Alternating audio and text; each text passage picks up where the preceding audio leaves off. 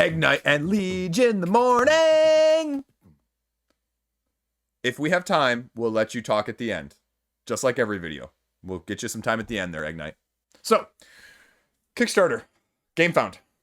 Week of March 22. Let's talk about it for a second because a couple things got moved around, a couple things got delayed. The big one for me last week, unfortunately, Iconoclash from Strange Machine Games got delayed. There was some issue with Kickstarter approving their Kickstarter page, apparently their campaign page. So in case you were wondering why I didn't cover that one, why that one didn't launch this last week, I'm on their Discord. And so they announced it on the Discord channel like a day or so, maybe 2 days before that it got delayed. So that is probably still the one that's to be determined. They're still ironing that out. I haven't heard any more details since then.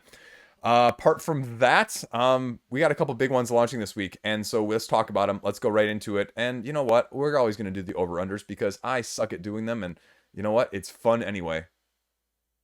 Let's do this. So we have five big name projects right here at the beginning. This is going to be a massive week for funds.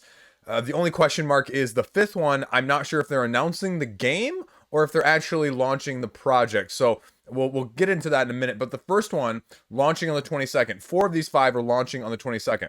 This is why. This is what I was telling you between last week and this week. Wallets are not safe because I'm backing 2 or 3 things already from last week. And I wasn't expecting to be backing near this much, and this is what we're talking about here, and this is Tidal Blade's Rise of the Unfolders. The hype is already out there. Quack & Co. have already been hyping it for like the last 2 weeks. They've got about half a dozen videos out, it seems like, already, and you're going to have enough information that there's going to be no question about whether or not it's right for you. I am potentially getting a copy to be able to play the scenario as well for you guys to let you know my thoughts on it during the campaign sometime. This is going to be a different dungeon crawl scenario-based campaign game. And this is an interesting test because, again, just from this last week, we already have a couple other similar games, similar styles, dungeon crawl-esque things that are out there. We've got Dungeoneers, which is at about $300,000. We've got Melhaya, which is almost at $300,000 as well. We've got Earth Under Siege Flashpoint, which is sitting in the hundreds of thousands. We've got Tamashii. We've got all of, now Tamashi's a little different, but we've got all these high level funding pledges and games with similar overlap. And how are you going to differentiate? And that's what this is going to be able to show us. Again, the aesthetic, the world building is amazing. I don't think anyone's questioning that. This is something different. And again, is it going to be as big of overlap with the people who got the first game, which is a, worker placement with a dungeon crawl? How big of overlap? Are you a fan of both? Is that Venn diagram of people large? Or are you really just going to hit on the minis and the dungeon crawl-esque aspect and not necessarily worry about the other side of things with the worker placement crowd? Which is okay. Because not even arguably, it's not arguable. The miniature dungeon crawl side of the hobby is much bigger. It's much more cash friendly. The cash flows, the spice flows. Anyway, that is just, it's a fact. Whether or not you like it. And I'm getting away from the dungeon crawls with big plastic. I'm trying to limit that. I have too much. I'm trying to get rid of some of the stuff that's around me, to be very frank with you. But this is one, aesthetically, mechanically, it looks significantly different. And that's why it's intriguing, because the scenario-based, a game that is scenario-based, that's why Tamashii is so appealing to me right now. That's why Cthulhu Death May Die is never going to leave my collection, right? Because with some of these other ones, they're lifestyles, and I don't need any more lifestyle games. And so if you can get me away from the lifestyle enough that it's a take out and play like Cthulhu Death May Die, even if you do the campaign-esque or not, that's intriguing. They've also they've confirmed that there are going to be exclusive scenarios. So there's going to be exclusive gameplay as a reason to get it, not just the deluxifications. That was the difference as well on the worker placement side of the game and universe. Now, I believe, and I'm judging by these pictures here, that the miniature set then obviously is separate. So if they do the Awakened Realms side of things, you know what? I have said every single time, I give Awakened Realms props. I give Tamashii props in Awakened Realms Light because they don't content lock with the miniatures. And if you're not going to do that, I am going to give you props every single freaking Seth Rollins time. See what I did there? Probably not. But what's the cost point going to be? That's the other big question. Because Tamashii was slightly less expensive than I was thinking, but a couple of these other games that are going to be on this list are also going to be potentially cash. And again, it's not getting one of them individually is the issue. It's all of these coming at the same time. This is why, though, this is the number one game on the upcoming list this week. What's number two?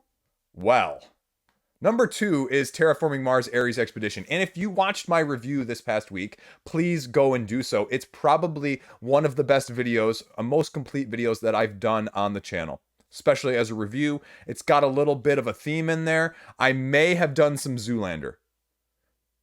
Maybe. I may have done a lot of Zoolander in there. So it would really be cool if you could go check that out. One of these times I'm going to get something to go viral. It's not going to be this one though. But as I didn't mention at the beginning, clicking the like button will help me get more exposure, which would be super awesome if you could do that. Anyway, done with the self-promotion in the middle of the video. Terraforming Mars Ares Expedition, there are going to be 3 separate expansions.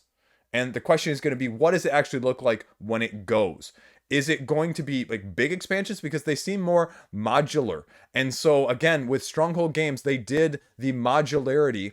With Stronghold Games, they went heavy at the retail with more of a deluxeifications with a little bit of promo cards on the first time around. I'm guessing it's going to hold very true the second time around, but I'm going to guess also if these are 3 small expansions, they're going to be bundled together for a better deal as well. And interestingly enough, in the time between me looking last week and this week, the Board Game Geek entry has been added for the bundle, which was not there previously. It was only there individually because you have Discovery, Foundations, and Crisis.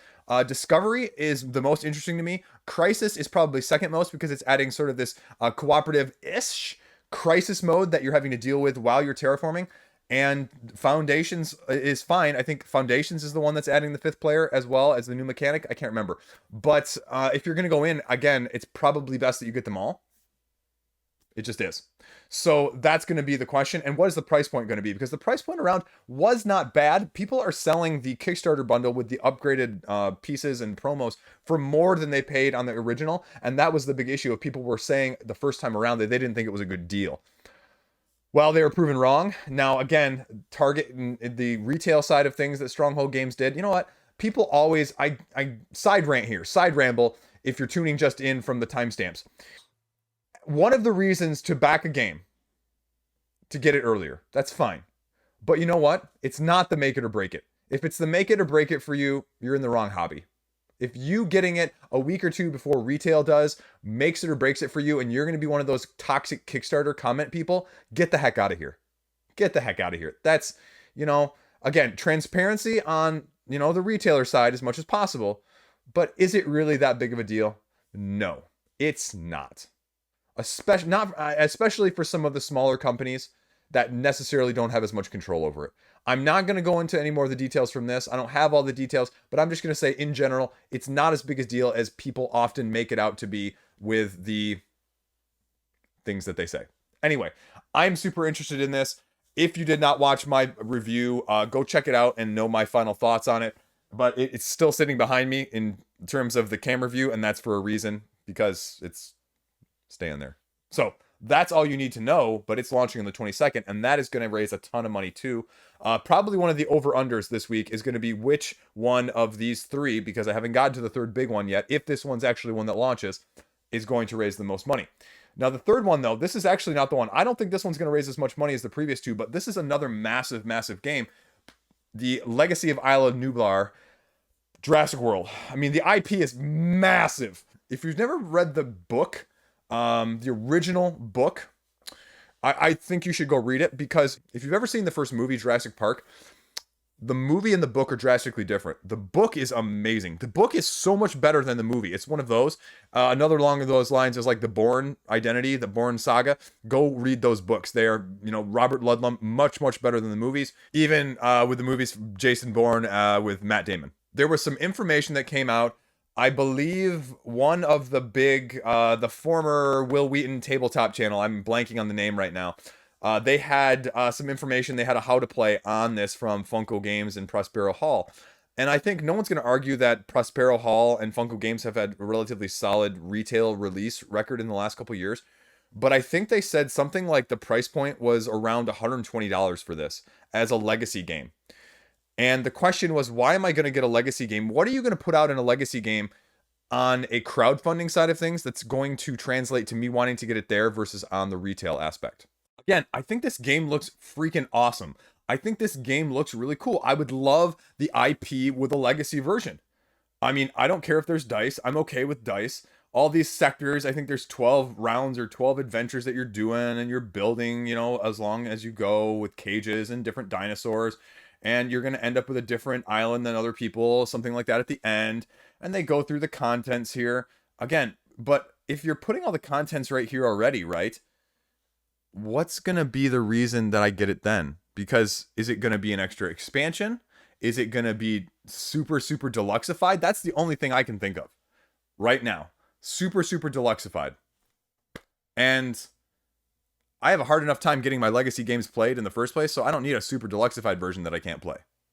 Right?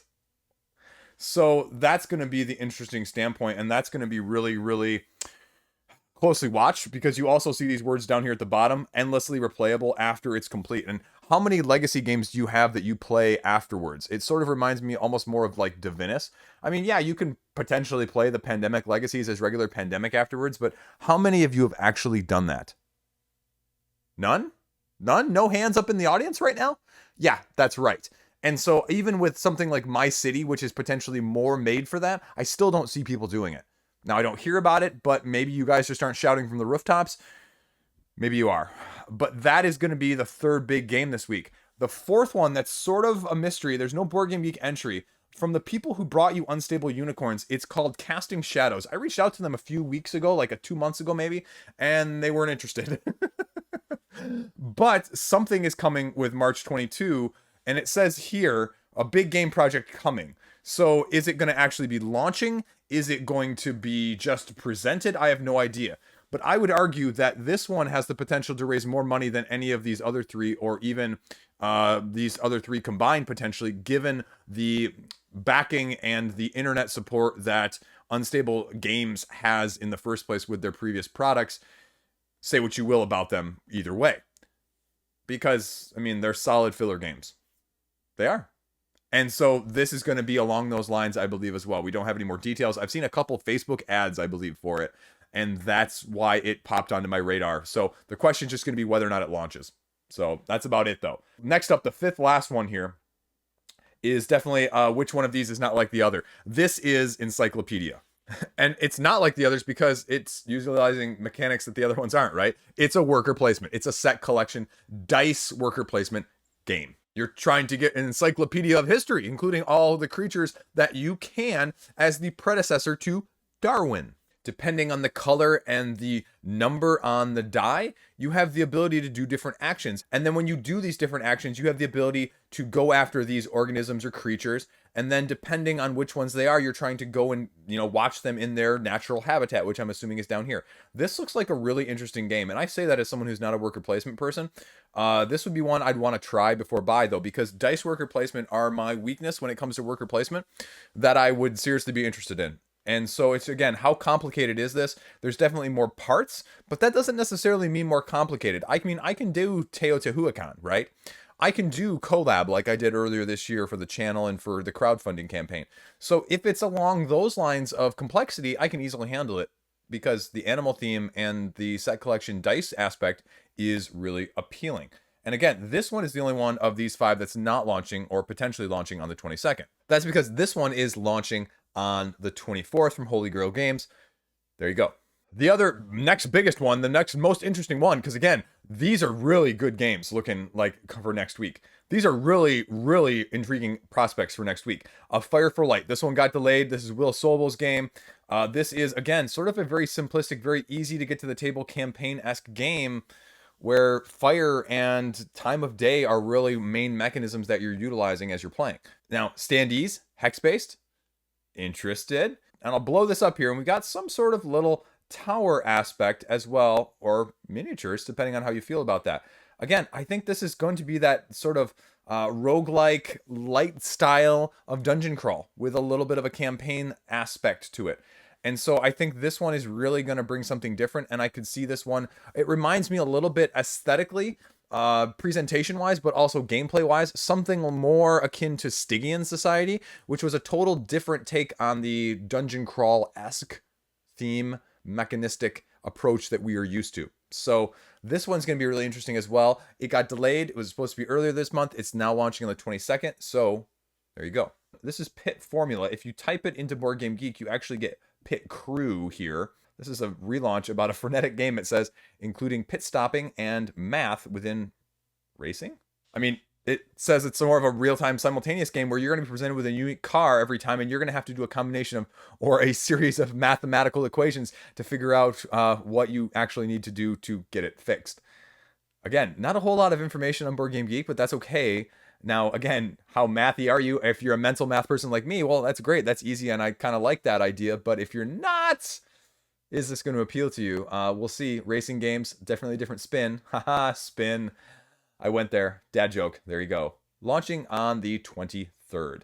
Next up, we have Island Alone. If Robinson Crusoe themed game was a roll and write, then this is what they're going for. Battling against the constantly decreasing supplies of food and water, you'll be rolling 4d6 every round, using those dice in order to complete the scenario of whatever it may be. Escaping the island, surviving a certain number of days, or even maybe trying to find some hidden buried treasure. X marks the spot.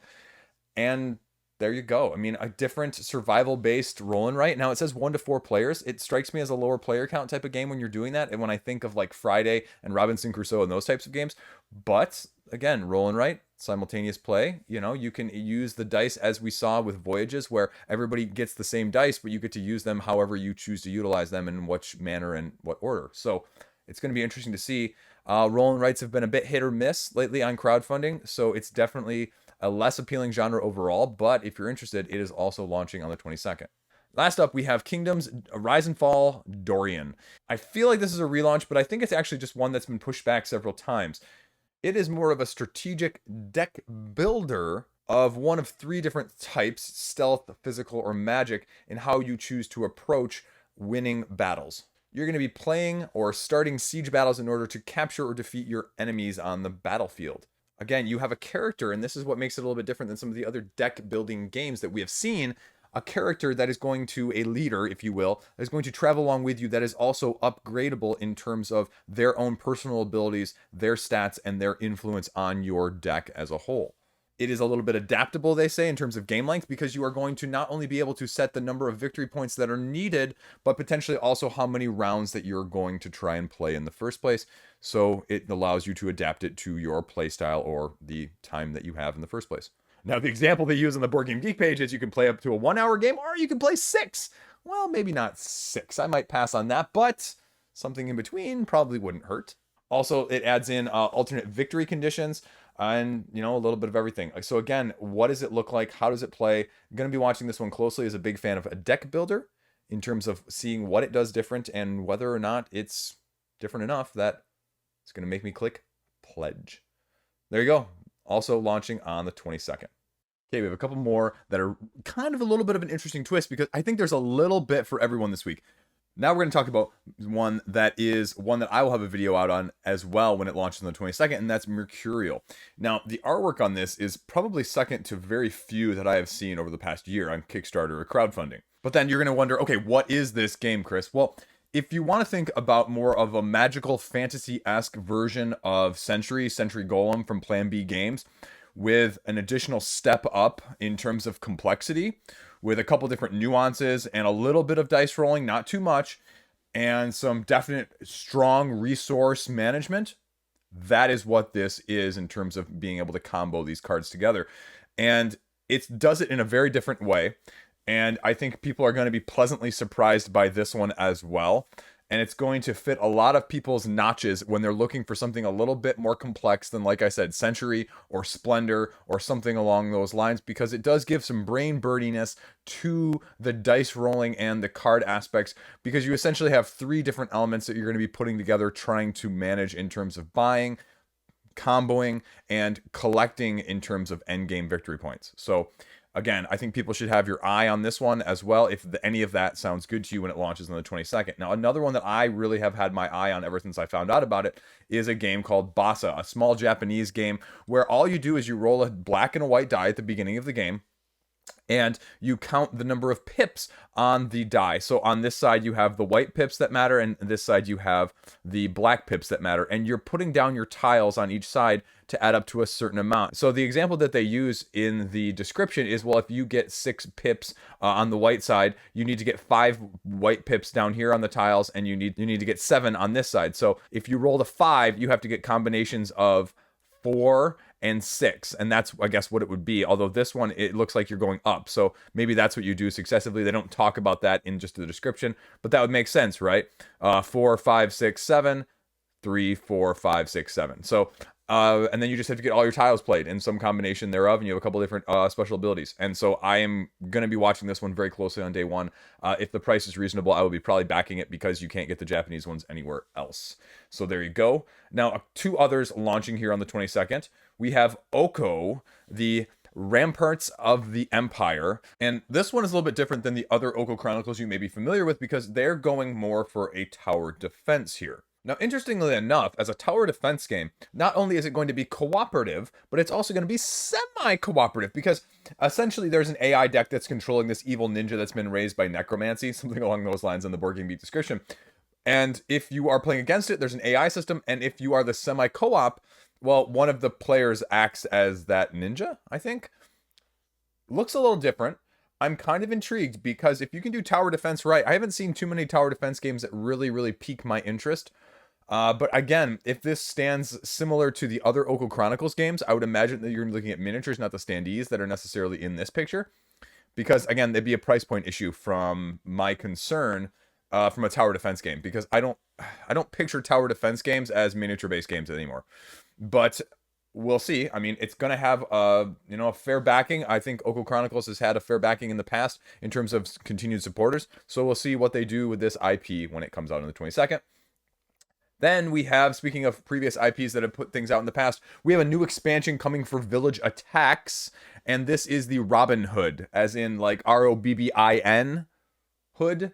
It'll pun play on words there, a little punny, haha.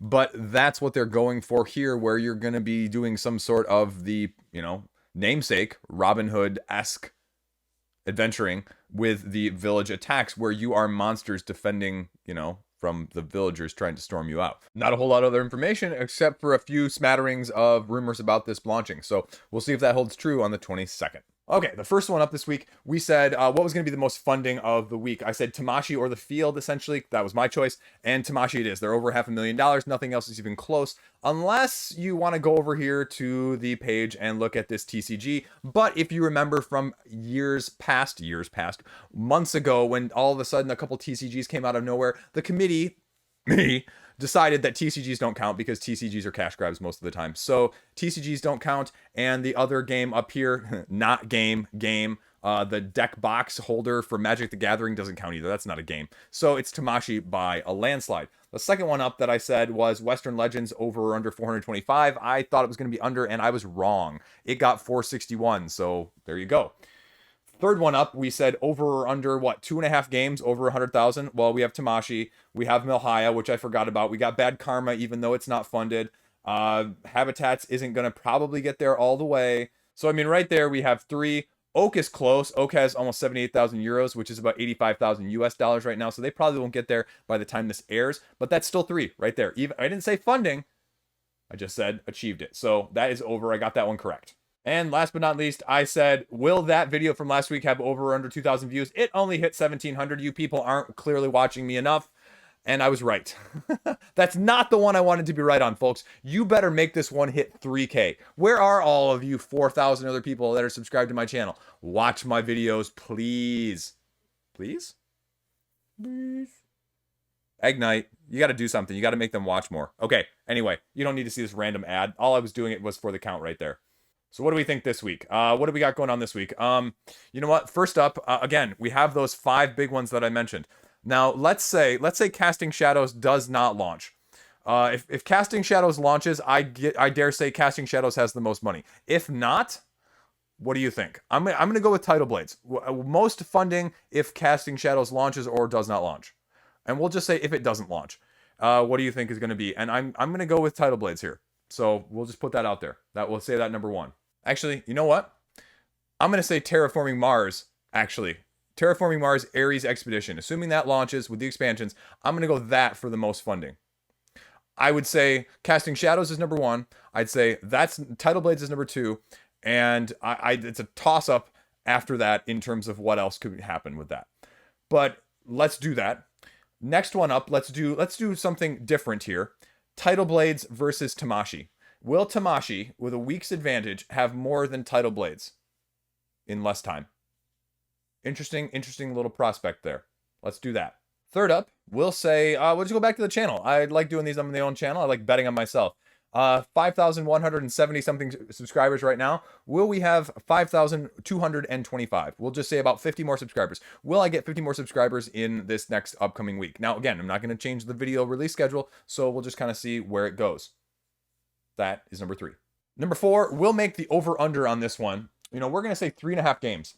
But instead of the 100,000, right, we're going to make it 250,000. $250,000, 3.5 games, newly launched. Now, again, you could be looking at, you know, Jurassic Park. You could be looking at Tidal Blades, as well as if Casting Shadows launches, if Terraforming Mars Ares launches. I mean, that's 4 right there, right? $250,000. That's not that much, is it? Is it? Okay, you convinced me. It's not. Let's make it 300K. Let's make it 300K in less than a week. There you go. Over or under.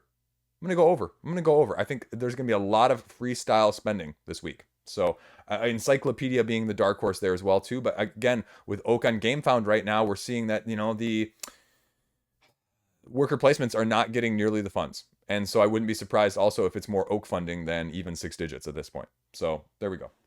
I don't have anything else. I can't come up with anything else off the top of my head. So let's just make it that. So then we go to TV time. TV time. Again, I caught up on Rick and Morty. I watched the final episodes of Rick and Morty season 5. I enjoy it.